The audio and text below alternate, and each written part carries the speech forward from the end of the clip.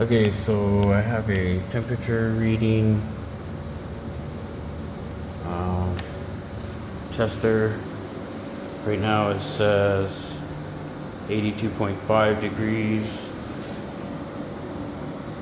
Fahrenheit.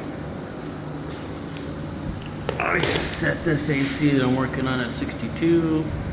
I'm putting in my temperature reading one. Right away it goes down to about 47-ish and it stops.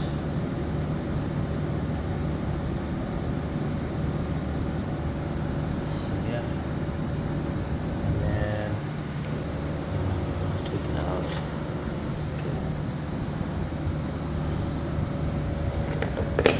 Goes right back up. Walk over here, goes right back up.